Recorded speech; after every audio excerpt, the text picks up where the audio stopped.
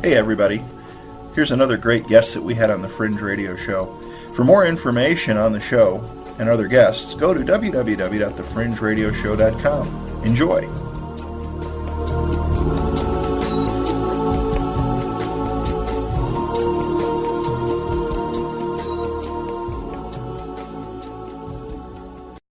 Guest tonight, I am excited to have. Our guest tonight is actor Sean Whalen. Sean was born in Washington, D.C., the youngest of four. He was raised in Silver Spring, only Maryland, and graduated from Sherwood High School. He moved west and graduated from UCLA 4 years later. Like most actors, he's worked as a waiter while studying and performing at the famed Groundling Theater. His big break came along doing commercials in his first film, People Under the Stairs, in 1981. Sean worked steadily in film, television, and on stage. He's a television and film writer, married with 2 daughters. He's been in such TV shows as Lost, Star Trek Enterprise, Cold Case, NYPD Blue, Spin City, Nash Bridges, and movies. Well, of course, Men in Black, Twister, Charlie's Angels, Suicide Kings, one of my favorite movies, and Batman Returns. Without any further delay, let's go ahead and get Sean on the line. Sean, good evening. Welcome to AM 630 and the Fringe Radio Show. Sean, you there? I am here. I am here. Man, it's late. I hit the wrong button. How are you doing tonight, Sean? I'm doing good. I can't be any better. I just got home from Anchorman 2. So. Oh, how was that? It's just fun. It's just silly fun. You know, kind of like the first one, but so much fun. And that's just kind of the humor I love. I came up in the Groundling Theater, which is all improv and comedy, and Will Ferrell was in it just a couple years after I had left. So it was just so much fun. It's just so silly, and you know, there's a lot of heavy, serious movies this time of year, and this one's just a blast. So. Well, you know, and sometimes that's what it takes, Sean, is movies that don't make you think, or just sit back, enjoy, and take it for what it's worth. Yeah, and they're not getting, and, you know, these movies aren't being, you know, comedies aren't selling like they used to, and they're not something that studios are investing a lot of money in. They're investing in, you know, obviously action, comic books, things like that. Right. So it was really fun to just go and laugh at just complete stupid fun. I loved it. I had a blast. And the hell with what the critics say. Well, the critics love it. So. Oh, good. Yeah. I'm not a big follower of what a lot of the critics have to say, because you can read so many reviews and so many people look at things in so many different ways. I think you got to go experience it for yourself. Anyway, It's an honor to have you here tonight, my friend, and I know it's late where you're at, but I appreciate you being here and giving us some time. I read a little bit of your bio. How did it all kind of come together for you? What took you into acting, and how did it all come together and get you where you are today? Well, I mean, I always loved, I was a ham. I mean, my family, my grandfather was a big ham. My mom was a big ham, and I think I inherited it more than any of my other siblings. My older sister was kind of a ham, too. We all performed in high school, actually, in our we had a thing called Rock and Roll Revival, which was songs of the 50s and, you know, songs of the 50s and early 60s. That, you know, you would do live singing, and it was in our high school, and all 4 of us did that, and my older sister did plays, and I did plays as well, and I really, really enjoyed it. And then, you know, my senior year, I really focused on it and did a lot more theater and in high school. And then I either wanted to go back east to Catholic University, which would have fed me probably into New York type of theater stuff, or go to UCLA. My dad lived out here, and he could get me in-state. So I got into the theater program out here, but I actually didn't really like it. I didn't want to come from Maryland to be in a small theater school, you know, building sets. Right. And I was in a show, before I even started school, I got in the show with Daphne Zuniga from Melrose Place and many other things. And that went really well, but like I said, the theater department was just not for me. I loved my acting class, but that was about it. So I dropped out after 6 months of the theater department and got a degree in sociology and business.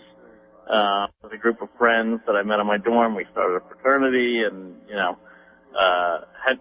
had the greatest experience in college. Really fun, and lifelong friends. And then after college, I didn't really know what to do, but my summer job was running blood work from UCLA kidney area to down to the actual hospital blood bank, and I was doing that. And the doctor I worked with went to Groundlings all the time, and she said how great it was. And so I went home for the summer, came back, and applied to Groundlings, and slept on an air mattress that had deflated every night with a group of guys in a crappy apartment, and walked to my waiter job and took the bus to Groundlings, and then got through that system in a relatively quickly and got into the Sunday show, and did really well there. And then after that, I studied at Playhouse West, which was Meisner technique, which is more serious acting, and started getting in commercials and got into some bit part, a lot of commercials first, and some bit guest star parts, and then I got People Under the Stairs in '91, and was able to quit my waiting job. So, after 6 years, and then worked really steadily in the '90s, and kind of kept going, and then the waves come and go from there. So that's kind of how I got into it. I just enjoyed it, and I never got nothing but support from my family, and I think I probably got into it because I was the youngest of four, and I didn't want to do all the housework. So I realized if I entertained my brothers and sisters while they were doing the housework, they wouldn't realize that I wasn't helping at all. So that's kind of the way I played it. I was the entertainment, so I would get out of work until they finally figured it out, and they said, they'd get most of the work done and leave a big chunk. And I go, wait, you're not finished? And they go, no, we left that for you. So they got on to me. So. Interesting. It's a tough go, isn't it, Sean? I mean, it's I think so many people they think getting into the entertainment industry, I mean, they don't realize sort of like the radio industry, you've got to pay your dues. I mean, you've got to get through it all, and the minute you talk about doing any sort of stage or play or film work, right away everybody thinks you're a multimillionaire. And it's a tough go. It's you gotta love doing it. Yeah.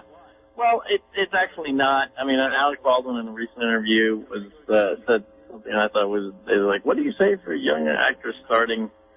He said, "Why?" And I said, "Oh, because I love acting." And he said, "Well, then get a regular job and do dinner theater, because it makes no sense. You don't act as much when it's your living. Most of it is a little bit of auditioning, and the other part is even when you get a job. If you have a 12-hour day, 9 of those hours is going to be waiting around, getting ready for the stuff to even shoot. So there has to be other reasons why, and I think one of those was I don't think I'd function well in a cubicle, and I don't think I would function well doing the same thing all day, every day. It was the love of meeting new people and doing new projects, which is really fun when you have a lot that are paying, and really crappy when you don't. Right. Well, because you could have a lot of projects that you're trying to get off the ground, and 60, 70% of them never get off the ground. Right. I didn't realize. Last night we had Sonia Thompson on, who has played a zombie in Walking Dead and Zombieland. Yeah, and it was interesting, talking to her.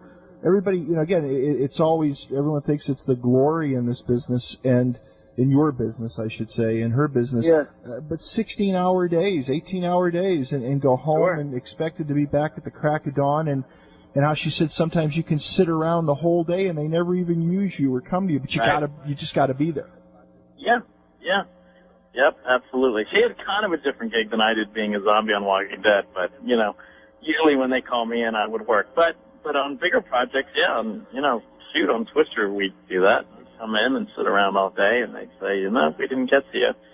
Because, we're driving around on dirt roads, and maybe they're muddy, or maybe the clouds parted, and it was too sunny, so they had to move us. It was nuts. So, yeah, there's plenty of days on bigger projects that you don't get used. So, yeah, it is a tough go. I mean, I have not, I had a waiting job till 91, and then for a while, we decided to have my wife stay home and raise the kids, so the acting money wasn't enough, and so I did a side job training salespeople,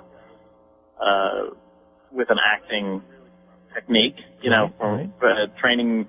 It was, I wish I would have stuck with that in some ways as a side gig, because I think it's a really smart way to train salespeople, because acting and sales is kind of the same thing, because most people think both are liars, Oh, well, they're trying to sell you something, and they're, actors are liars and salespeople are liars, and the exact opposite is true. Right.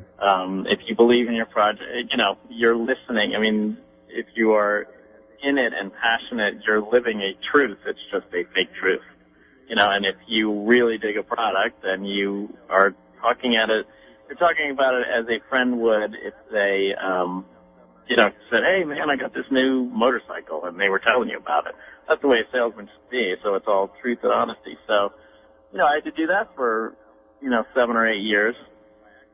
And that kind of knocked me out of networking. But, I also chose to have a family and buy a house, I didn't have to do either one of those. My acting teacher said that. He's like, if you want to be viable in this business, don't get married, don't have children. And, of course, we were all like, at 19, 20 going, you're an asshole, excuse my language. But he was like, you're crazy. That's not true. And he was right. He was absolutely right. That you sacrifice when you make those kind of choices. And so, yeah, it is a tough go. And now more than ever, the movie business does not pay like it used to. I mean, in the 80s, 90s, you could make good money. Now it's run by corporations who say, hey, this doesn't make us a lot of money, and it's really high risk. So let's only pay the people who we believe are worth it, And there's not a lot of movie stars anymore either. Well, it's sad too, Sean, because I mean, I hate to say this, but it's kind of like musicians. What these young kids think is pretty great is pretty crappy at the end of the day. Yeah, I know. The standards unfortunately been lowered, and I also think that and also kids these days steal a lot more than they could. Right. You could sneak into a movie theater 50 years ago was not a big deal, but hundreds of, thousands of kids across the world ripping movies, ripping music, right. kills those industries, And the music industry is really tough now. I mean, they fell first, and then we started to fall next. But, it's just trying to figure out, and everybody can be a filmmaker because you can go to the Walmart or the, Best Buy and pick up a camera and a computer and, be in business. Yeah. So. Well, and I had the opportunity to get down to the CES show, and I mean now there's films they're actually filmmakers are starting to produce full length films on iPhones and tablets and stuff, of course stuff like Final Cut and all these different editors. There's a lot of complexity, but now they've got simple editors that anybody can take their finger, drag and drop, and just make it work. Yeah. I mean, absolutely. You can create your own content. Absolutely. And so that's a good thing, and it's also a bad thing. That means there's a glut of stuff, But look, now there's YouTube stars, that never would have been around years ago. But, good for them. They created their own reality. They didn't have to, I think that annoying kid Fred, who was like a 13-year-old but talked like a 6-year-old and set up his voice or whatever, came out of the Midwest. If he came out, to Hollywood and said, hey, I'm a 13-year-old kid and I want to be a spastic 6-year-old, they would have drummed him out of their offices. But he went and did it in the Midwest with his older brother and sister and, got a deal at Nickelodeon several years later and made his own way and said, hey, let the people decide if they want to see this or not. So, in a way, that's good because that never would have been seen. Not that I kind of wish it never was seen because it was so annoying. but good for him, you know. That's what I think. I think good for him, you know. And there's a couple, you know, like the epic rap battles of history and these things. Yeah. I think they're funny, you know. Yeah. I think these guys. I'm glad when I get one in my, you know, get a little email that says a new one's up. I go, there's a new one just launched. There's a new one that just launched this morning, actually. Which one is it? The Scrooge. It's the Scrooge. The Scrooge versus, one, yeah. Versus Donald Trump. Yeah, and then they actually do. In one rap thing, they do all. It's basically the story of Scrooge with you know, Donald Trump's like the Marley character, and then they do the three guys. Did you see it? I just caught the Trump one. Yeah, well, it's not really just Donald Trump. It's basically the story of Scrooge with, you know, Donald Trump as like a Marley character, and then they do three different ghosts, like, but all done in a quick rap, and they do the whole thing. It's pretty awesome, actually. Oh, it is, and especially when you see it, you know, get 5-6 million views in a day or two. Obviously, somebody's watching this stuff. Yeah, absolutely, and I think that these guys, you know, I think they're creative. They work really hard. They take their job seriously, and, you know, good for them. You know. Yeah. Without a doubt. Yeah, and it's a never would have thought. You know, 3 minutes of entertainment sent to you. Right. You know. Well, there's even Sonia. You know, she's working on a project right now where there's a lot of these YouTube-based web series that won't make it to the big screen or television. Maybe they will, but it's full production work, 6, 8, 10 episodes right online. Yeah. I mean, no one's figured out how to make money on those things yet, you know? Right. I think they are a launching ground, but you know, and some, you know, Jenna Marbles is a YouTube star, and she's you know, pretty funny, obviously has her own voice and things, but she has not figured out a way to translate herself into, you know, she's not really an actress. Right. And, you know, she's not a stand-up comedian. She's just kind of like a party girl who's 20-something years old, you know, so, but good for her. I mean, that's pretty successful. She can make 6 figures a year doing a, you know, 3-minute video every week. Pretty good. Nothing wrong, you know? Nothing wrong with that, man. Nothing wrong with that. So, yeah, she used to live in the Northeast, and then she moved out to California, and, you know, living in L.A., so good for her, you know? You did a lot of movies, Sean. Twister, I mean, epic, goes down in history. It's one of them that you can watch 100 times over. Was that a lot of fun? It was. I mean, it was, you know, I'll just never forget the day that my agent called and said, yeah, there's this movie Twister. And the reason I got in it was because I had done this milk commercial, the Aaron Burr milk commercial. It was filmed by Michael Bay, and it was very popular. It was the first of the Got Milk ads. And Steven Spielberg supposedly loved the ad because I had a friend of mine who worked at Amgen, and he just loved it. And so he was picking out young people to be a part of that crew for Twister. He was exec producer, and I know that's why I got in, because he was a big fan of that commercial. So went there, and I was in, you know, Philip Seymour Hoffman was in that movie, and Todd Film, the award-winning director, and a bunch of young, you know, actors with different, you know, came there all from different mediums, and, you know, Jeremy Davies, who was on Lost, was in David O. Russell's, you know, David O. Russell did American Hustle and Silver Linings Playbook. That was his first movie. It was called Spanking the Monkey. With Jeremy Davies, and Spielberg always saw these these small movies, and really picked people out of them, or you know, new up and coming actors. And he saw me in the milk commercial, so I was there. And you know, I was gone it was tough because I was gone for 4.5 months. I mean, I'd just gotten married like a year before. Or a couple of years before, but we had just moved into our nice apartment, and I was gone like a month later, And, 4.5 months is a long time to be gone. Sure. But we were in a tiny town in Oklahoma, but I made, lifelong friends. I just saw Abraham Ben Ruby again recently, and, it was a blast. I mean, it was so much fun. But, like I said, long days, and it was really fun only for me because, I was on the right team. There was the bad guy team. Right. That was with Jonas, the bad guy, but they never worked, but they had to sit around that small town all day, every day, and people were like, oh, it'd be great to get paid to do nothing. It's like, you go insane. You can't go home. Sure. You're not anywhere things that you're used to doing or going anywhere, doing anything. So, it was really, drove some of these dudes crazy. Wasn't that film kind of, I mean, Philip Seymour, he ended up going and doing so much other stuff. Sure. But he was just a small guy back then. He had done Scent of a Woman, actually. So that's where Spielberg saw him, in Scent of a Woman, with Al Pacino. I don't know if you remember, he was the jerky, he was the asshole prep school guy. Yes. The main guy. So that's where he got his notice in that movie.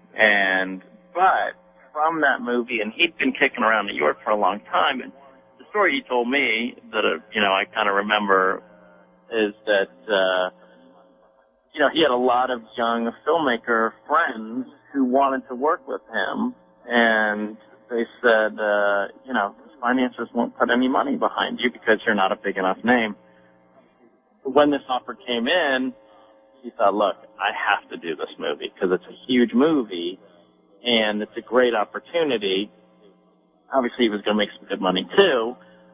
He and Alan Ruck got the most paid of the group, and because they had the most credits. Obviously, Alan Ruck did too, from Ferris Bueller's Day Off, and Speed, but he, after he did Twister, all these independent filmmakers could use him, because they say, hey, he was in Twister, this big hit, So then he could be used on these films, and then he started to do, then he could do really, really great work, and people were taking notice, obviously Capote and all this other stuff that he could do. And then once you get that street cred where you put into movies and get them financed because they know your work, and things, then it's great. Right. People knew him in New York and loved him. They just said, you don't have anything, you can't translate into Hollywood, but after he did Twister, he could. Yeah. I loved him in Charlie Wilson's War. Yeah. Oh yeah. Yeah. Yeah. Awesome. And obviously The Big Lebowski, and all the great parts were coming his way. He was just really, really liked already, but once you did that, it was a green light, to cast him. So it was a very smart move. Well, you've been in a ton of stuff, Sean. I mean, you popped up everywhere. Yeah. I mean, I'm friends with Scott Gimple, who is now, good for him, with just one of the hardest working guys I know, who is now running The Walking Dead. He's the showrunner for The Walking Dead. And we'd known each other for 15 years and started writing on these Disney cartoon shows together. And we went out to breakfast one day, and it was him who said, I was saying something about, I don't know, maybe complaining a little bit or frustrated with something. He just said, you know what, you are so lucky. And I said, why? Because you're a character actor. And he said, you get to do it all. You get to do everything. You get to do every genre, every type. And it never really occurred to me, but he was absolutely right. Yeah. He was absolutely right. I had done, kids shows, small, adult shows, horror movies, gory movies. I've done, not adult films, by the way, but, kid shows, grown-up movies, big blockbusters to tiny independents to short films to, really broad comedies to really dark dramas. I've literally done everything. The only thing I haven't done is a Western. And, that's really the only kind of genre I can think of. I've done sci-fi. I've done everything. So, we even did Star Trek, man. Yeah, I did Star Trek. Do you go to any of the conventions at all? I do, and I've not the Star Trek ones, but I've done horror conventions because of people under the stairs. But I've done, I'd love to do more pop culture, movie ones. But I've done a lot of horror movies recently because I had a lot of horror fans, which I didn't really know about. And they were hounding me on Facebook, and I just kept on going, who are these people? And a friend was like, hey, accept all of them and start to get a dialogue going. Well, these are your fans. And I thought, really? And I thought, oh, no one cares about what I do. And when I did, it was really fun. I mean, and then they suggested I go out to some conventions, and I've started to go out to some conventions. And things have been really fun with that, and meeting a lot of new people. Then you meet more filmmakers and things like that, and your presence in the horror world is kind of known a little more. And so now I've done a few more horror movies, and I'm really excited about my most recent horror movie that I did, which is based on the Liska axe murder house of 1912. And I don't know if you've heard of that. No, I haven't. It's in Iowa. It was worse than Lizzie Borden, actually. It was eight 2 adults and I think 5 children were killed with an axe, the blunt end of an axe, in their home at night asleep.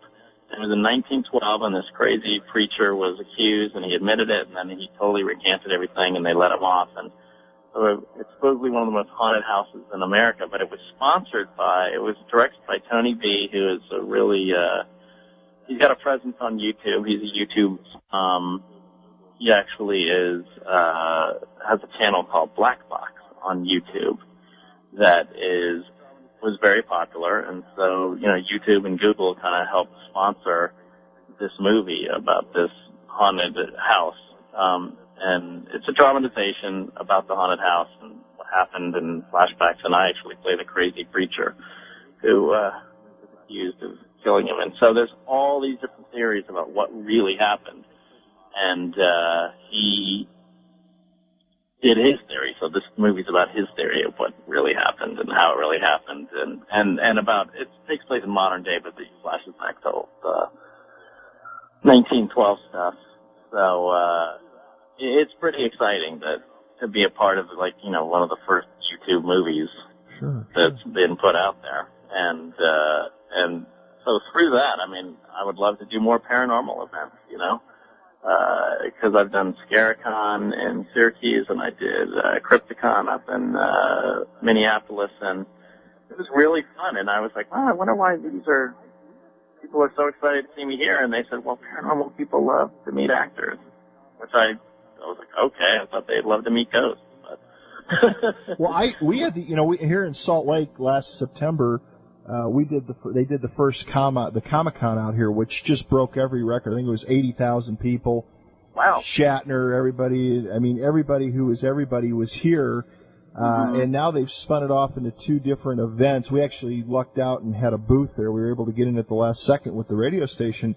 Wow. And it was just, it was just insanity, Sean. I mean, it was crazy. I couldn't believe the seriousness. Now they're spinning up 2 this year. One thing is something called XSF, which is going to be in April, and it's going to be more of the darker type stuff. They got the whole Walking Dead crew coming in. Just huge. I mean, I never saw pandemonium like that in my life. Yeah. You know the promoter? Get me in there. I'd love to go to the matter of fact, if you send me your email through Emmy or whatever, I've got all that, yes. Yeah, that would be great. I'd be glad to help you out. Get in there. Yeah, I'd love to come up there. Well, come on in. We're going to put our booth up there for the radio station. You can camp out with us. Yeah. Oh, there you go. But no, I do. I have all that info. I'd be glad to help you. That would be great. Sure. Yeah, that would be great. I would absolutely love to. Because I did a TV movie, the movie of the week. That's another thing that's not around that much anymore, but I did called Perfect Murder, Perfect Town, and it was about the JonBenet, not the murders themselves, but actually about how the town bungled it, and how they really screwed up that case. And it's an amazing story, how so many crazy things happened, and we filmed up in Salt Lake, so I was up there a lot. Yeah. Are you Are you in Los Angeles now? Yeah. Mm-hmm. Okay. Yep. Gotcha. I live in the Los Angeles area. Yeah. No, I'll be more than happy to help you out. And I mean, I don't have all the context, but I've got a lot of behind-the-scenes stuff, and I'd be more than even. I told Sonia the same thing too. I mean, there's 2 huge events, and it's just, again, you're the perfect fit for all this, man. You go across the whole board. Well, definitely. I'll tell Emmy for sure to get in touch with you and get that. Be glad to help. That'd be awesome. That'd be great. Be glad to help you in any way we can. Mm-hmm. You did, but again, all these. I'll tell you another one of my a movie. It just never seemed to take off, and I didn't realize that you were in it, but now I do. Is Suicide Kings? Mm-hmm. I mean, what an awesome movie. A lot of people. I've told people, I say, you got to watch this thing. It all takes place in a house, and and then people sit down and they watch it, and like, that is just the coolest frickin' thing they've ever seen. Yeah. Yeah, it's a really fun movie, and again, it was one of those things where they knew me, and I think I was even offered that part. It was only a small thing, I tend to do that in some movies a lot, where they say, hey, we just come in for a couple days and just really do a memorable scene for us, and I was like, oh, sure. So I love that. That was one of my favorite characters. They really let me go to town with it and, make it my own. So that was a blast, the Widowmaker. So that was a fun scene, and it was, I love the way they talked about. I mean, I remember the guy saying when they were sitting there talking about the Widowmaker, and oh my God, he's terrible, and they were going to pan up, and you think, obviously they're thinking of some huge buff guy that's cruel, or yeah. And they just had me, some snarky a-hole, It's really fun.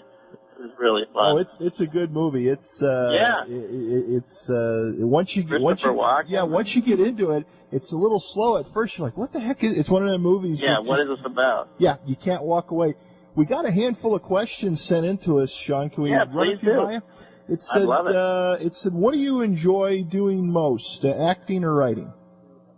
I definitely acting more. It's more collaborative, and I mean, I would like to, I would love to have had a writing partner. The guys Jim Rash and his partner that are at the Groundlings are actors, but I would love to have had a writing partner like that, because if I could have someone to come over and collaborate, and I've done that occasionally, and I just love it. I love having someone to collaborate with, to write with. When I don't have that, and it's just me having to write something, boy, it really is. I can understand when they say, turning on that computer and staring at that blank page is really tough. But when you get going, I really enjoy it. But then, of course, I read in the house and told my wife, like, oh, you got to hear this. And she's like, like, I want to bounce it off of somebody. But because I don't really do that often, acting is so much better because you get to work with people, I'm definitely not the loner writer type, Right. Unless, again, if I was in a collaborative situation. I kind of wish I would have done more TV stuff, because that's always with a group of people, And if you have a good group of people to write with, it's pretty fun. Another question for you is, when you get a script for a movie or a TV show, are you allowed to deviate a little bit on that, or do you got to pretty much read it line for line, word for word? Usually the general rule is TV is stricter to the lines. This is a very general rule. TV is a little more strict to the lines, and film is less so, usually. I had the pleasure of working with Clint Eastwood recently he's directing Jersey Boys, which is the movie version of the hit musical about Frankie Valli and the Four Seasons. And they told me, they just said, look, he just keeps the camera rolling, so just keep going, And I just did, Brooklyn Nine-Nine, the TV show, and even though the camera was still rolling, none of the regular actors, improvised or kept the scene going. They were just kind of waiting for it to end. And I thought, okay, because I would have liked to play, and I had some ideas, things like that. But it's a TV show, and it's a quick bit, and so mostly TV is a little stricter. I mean, my God, Star Trek, I guess they've been known for all their shows. They were like right to the words. Really? Like yep. And I had a like page and a half monologue that I had to do, because it was called a one shot, where they take the camera and they were like, we were on a prison ship, and they started at the front of the prison ship, and went through the door, all the way above some prisoners, swing around, and then you find me sitting there talking to one of the leads in full prosthetic makeup. And, it's not like if you're shooting from a bunch of different angles, if you screw up, you can just stop for a second and keep going. For that, I mean, if I screwed up, they'd have to stop and start all over again. Take the whole camera all the way back, So it was kind of amazing, but they said absolutely the exact words. Really? They were very, very strict on that. And, the TV show Lost was kind of like that a little bit. They didn't want to deviate at all. But a lot of movies, boy, they really let you play, They want you to... Give you some freedom. Yeah. Yeah, for sure on Twister they did that. They wanted us to, oh my God, we were sitting there in those trucks forever. We had to make it interesting, They send you out with any real tornado chasers at all? I came in a day, and I don't know why I came in a day late, but they didn't ask me to come. I don't know, my date was my date. So right. There was a group who did come literally the day before I went out with them, but we didn't meet with them. And they, boy, man, they were, that movie was a kind of a wacky love story, but I was like, I wish it was just more about the storm chasers and how they're nuts, because they were sitting there showing us footage, and then all of a sudden they'd say, oh look, it's debris. And that's what makes, the tornado visible, is the debris. And I thought, we were all kind of like, isn't debris houses and cars and property and stores? And they were like, oh yeah, that's what debris is. Well look, it looks great. That's what you're thinking. Yeah, it's destroying a bunch of stuff. So it was really kind of nuts, that they were so into it. But that's what I thought. But we had to study a lot. We had to study a lot of weather, and we all sat around and studied weather, and so we knew what we were talking about and stages of a tornado and what it was. But yeah, those guys were really crazy, and obviously they knew it because they got their own reality shows, Sure. And reality shows came, so yeah. Well, that'd be cool. Again, that movie just goes down in history as one of the. It's just a cool movie. It's just one you can watch time and time again. And one of the ones that never had a sequel. Yeah. One of the big blockbusters that never had a sequel. One of the rarities, Was it cool working with Bill and Helen Hunt? Yeah, I mean that was a little intimidating, when I got in there. But Bill, I hadn't known that well from stuff. I was a little old for like Weird Science and stuff like that. When that stuff came out. And I do remember him in Aliens, but I wouldn't, think it. I wouldn't know that it was him. And then Helen Hunt, I had been a huge fan of. And he was a little more in-your-face, gregarious, and she was a little more quiet and reserved, so it was kind of a yin and yang type thing. When you're with people for 4.5 months, it's like high school, so there's high school drama and cliques, and you know what I mean? Sure. But my group of friends that I hung with was really fun. I had a great time. Another question for you, Sean, that came in. It says, was there a, Bill in upstate New York just wrote in, says, was there a specific actor that you admired for his or her work that gave you inspiration? That's a good one. I think any real character actor, that I loved. Obviously, I get compared to Steve Buscemi a lot. He was kind of awe-inspiring because I was like, oh my God, the guy that looks like him is making it, Yeah. Maybe an ugly guy like me can make it too, but not one particular actor. But I just love the journeys of the real, the leading men character actors. I mean, Jimmy Stewart, for one, who went through all the different phases. The leading man, who directed It's a Wonderful Life, someone to see. I forget his name. Those movies, and then his Hitchcock phase, when he's doing those movies, and then he did westerns, and you're just like, wow, that journey is really, really cool, and he's still sticking around, still doing it. So those are the kind of guys that I would look up to and think, gosh, I want to, character actors is the way to go. And I really got into this to do comedy. I really wanted to do comedy, and I didn't just focus on comedy. So a good percentage, again, this year, I probably did more drama than comedy. I did a soap opera this year. I did a horror movie this year. I did the Jersey Boys this year. I did a creepy guy in Criminal Minds, and so the majority of stuff I did, again, was still drama, even though I'd love to do comedy. So, I think, and obviously, quite frankly, all the people from Saturday Night Live, like Bill Murray and Dan Aykroyd, and so I really admired those guys. They got me really excited, thinking, man, I'd love to do that. Well, they were the guys that, guys and gals, guys and women that really kind of set it off. I watched Saturday Night Live today. It's not the same. It just isn't. And of course, the whole Second City bunch with Eugene Levy and of course John Candy, which I had the honor to meet many years ago before he passed on. Those guys set the stage. Yeah. Today it's kind of the. I hate to say it, but a lot of the Saturday Night Lives, it's the same stupid stuff rehashed and nothing original anymore. Right.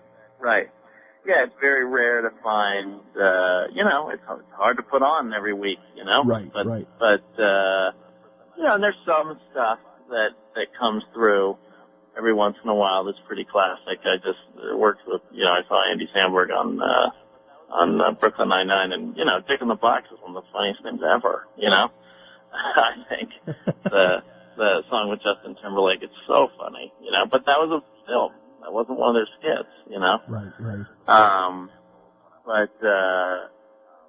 I think I admired mostly the comedians, Steve Martin, and he was a perfect example of what I wanted to do. That kind of comedy, and Bill Murray, Dan Aykroyd, those guys, Belushi, all those guys. I wanted to act in comedy just like they did, We got an email sent in from Nancy. She was looking through your IMDb and said, tell Sean he looks like a young, crazy Jack Nicholson. If they ever want to do a biography on Nicholson, you'd be the perfect fit. Wow, now that is one I've never heard. I think when I was younger... She said the picture was from something called Jury Duty. Does that make sense? Yes, yeah, Yeah, there's a mug shot of me. Okay. But it's a pretty specific shot. But mostly, when I was younger, I got a young Kevin Bacon. To me, self-deprecating actor, I was like, you mean the ugly Kevin Bacon? And then...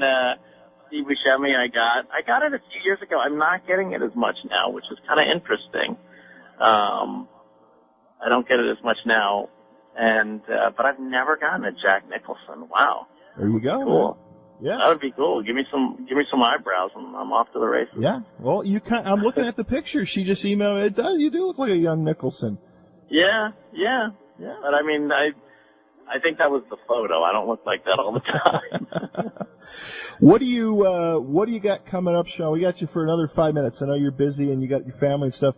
What do you got coming up? Well, the next year, the things I just filmed, I'm on an episode of Brooklyn Nine-Nine coming up.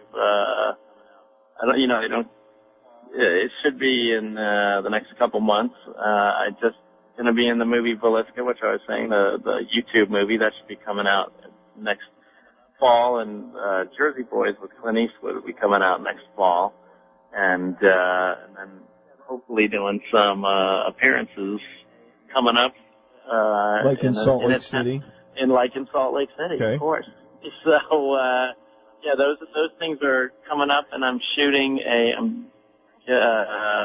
I'm going to be coming up in a soap opera coming up in January, and I'm going to be shooting in February a movie as a crackhead, which I've never done. It's kind of a Pulp Fiction type role, and it's a great start to the movie.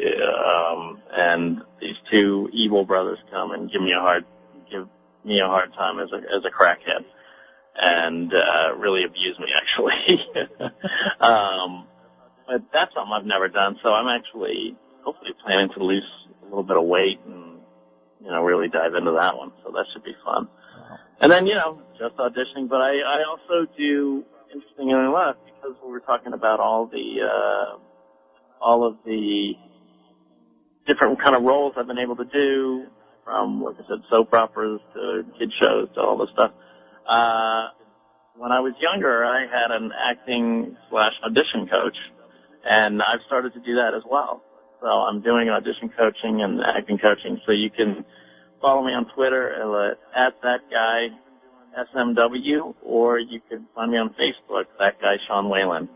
You just like that page, and I'm even doing Skype coaching. I've done some Skype acting coaching for people, so you can be anywhere in the country. You don't have to be in LA. You can help. And it's great because I'm cheaper than anybody, because I know what it's like to be a young actor. Yeah. And these coaches out here charge an arm and a leg. I think, how does that help young actors get started?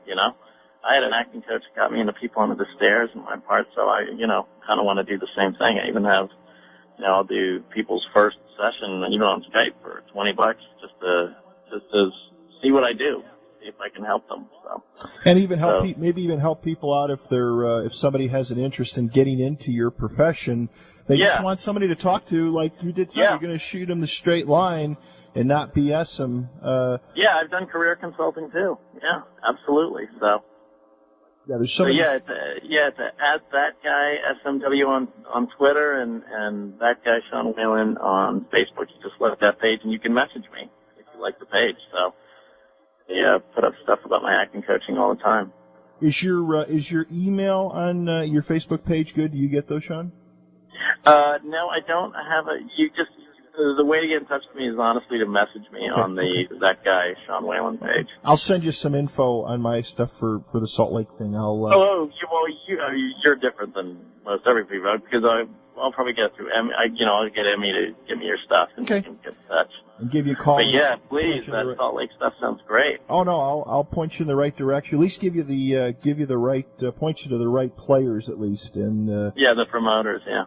It's like I said, it took off. I know when they put the thing together, the guy who was the organizer, he has a software company that does character gaming stuff. His company creates the characters, and they thought to do the first one they were going to get 3,000 to 5,000 people. They ended up moving it to the convention center. It sold out at 77,000.